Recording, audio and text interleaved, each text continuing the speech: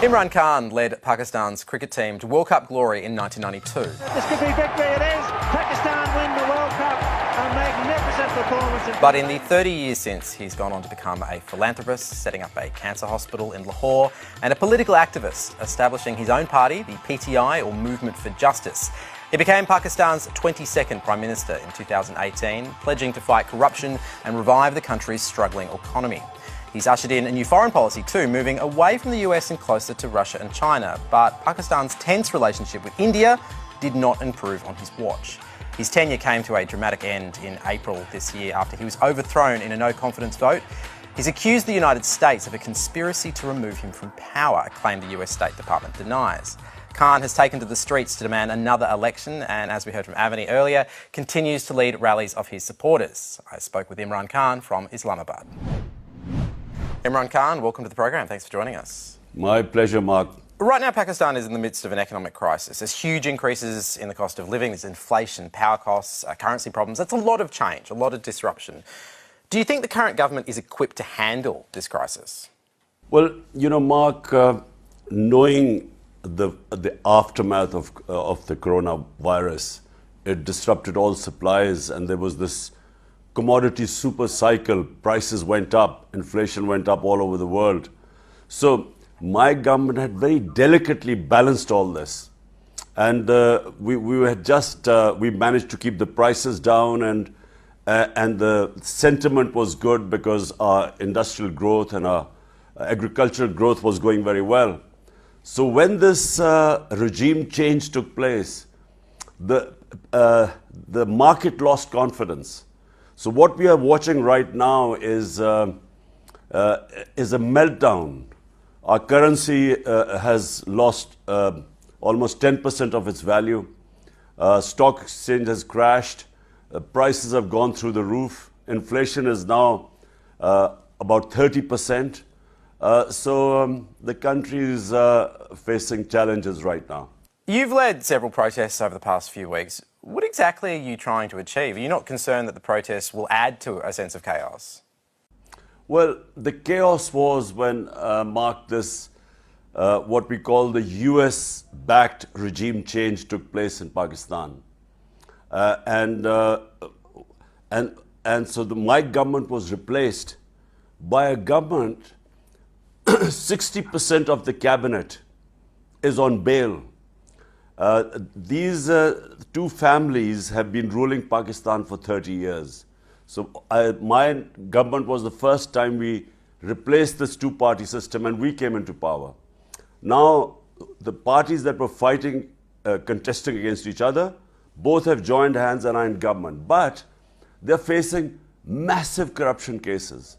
And so what has happened is that these people have come into power, rather than having a roadmap to fix the economy, all they're doing is trying to get rid of their corruption cases of billions of rupees. So they are completely incapable of handling it. All we want is, we just want elections. We want free and fair elections so that let the people of Pakistan decide who should run the country rather than a US-backed regime change. You have repeatedly claimed the US backed your removal from office. What evidence do you have of that? Well, yes. On 7th of March, the US Under-Secretary of State, Donald Lu, he meets our ambassador in Washington and actually threatens him that unless I, Imran Khan, is removed through a vote of no confidence, there'll be consequences for Pakistan. And if I'm removed, then all will be forgiven. Now, this is this American official threatening our ambassador. An ambassador in an official meeting, minutes were taken. He sends this cipher, which I see, this coded message, which I see, and then suddenly our allies and 20 of our members of my party start jump ship. So all we want is an inquiry into this, because we feel there is blatant evidence of regime change. The State Department have denied they push for regime change. If what you're saying is true, why would they have denied it? Well, I think it'll be extremely embarrassing, the State Department clearly, or this Under-Secretary, Donald Lu, clearly did not think this would become public. Elections are scheduled for next year. If you are so confident of your re-election, why not just wait for those elections? Mark, this is insulting for a country of 220 million people, that an elected Prime Minister is removed by this conspiracy. And we know what the conspiracy was. Let me just say, Pakistan is not the first country where the regime change by the US has taken place. No Pakistani Prime Minister has ever finished a term in office. And I'm curious as to why that is and why the role of the military is so significant. In the last 62 years, half the time we have been ruled by military and half the time by these two families.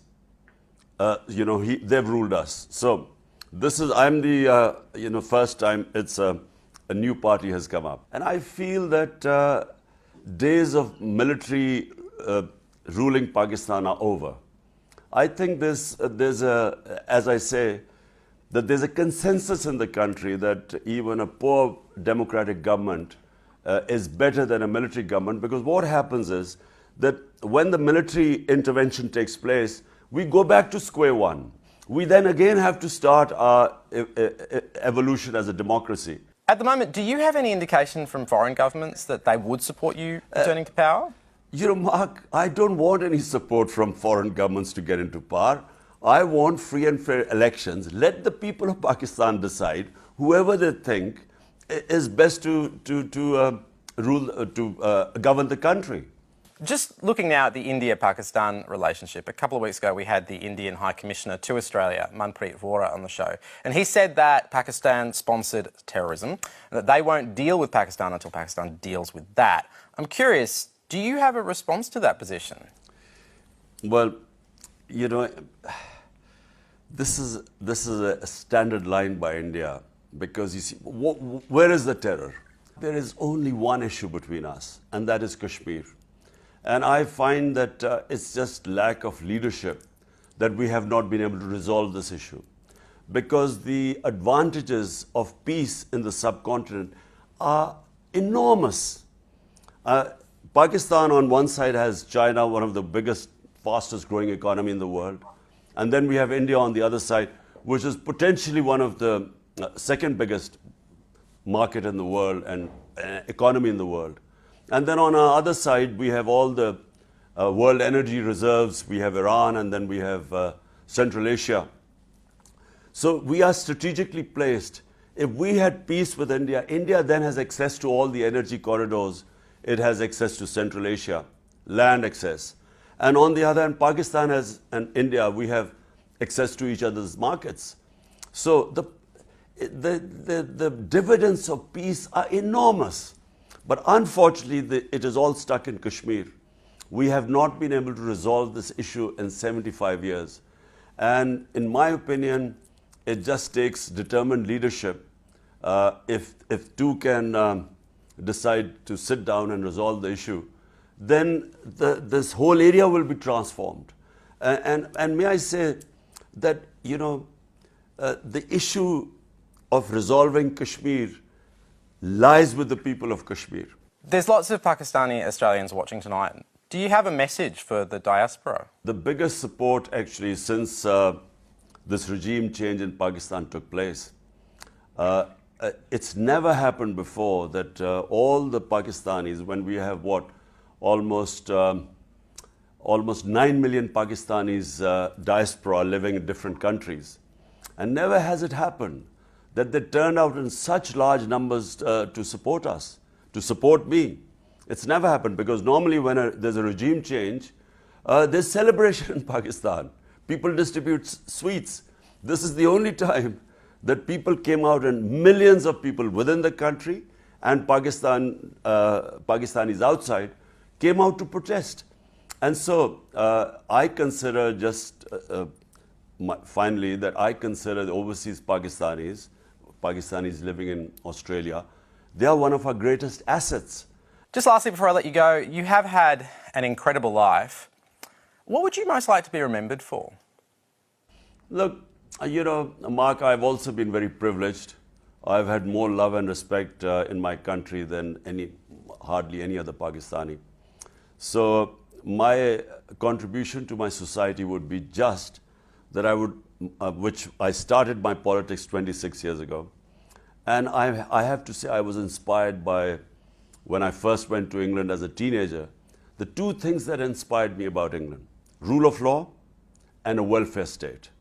And later on, when I studied my own history, the first welfare state in the history of mankind was made by our Prophet Muhammad Sallallahu Alaihi Wasallam, the first state of Medina.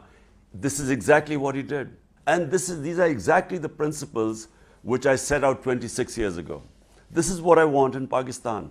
My biggest struggle has been that the ruling elite, these two families that have ruled Pakistan for 30 years, they refuse to come under the rule of law. The prosperous states always have rule of law. And that is the reason why you liberate the potential of a society. So the big difference is rule of law. And that's really my mission. Imran Khan, thank you so much for joining us on India Now. Pleasure, Mark.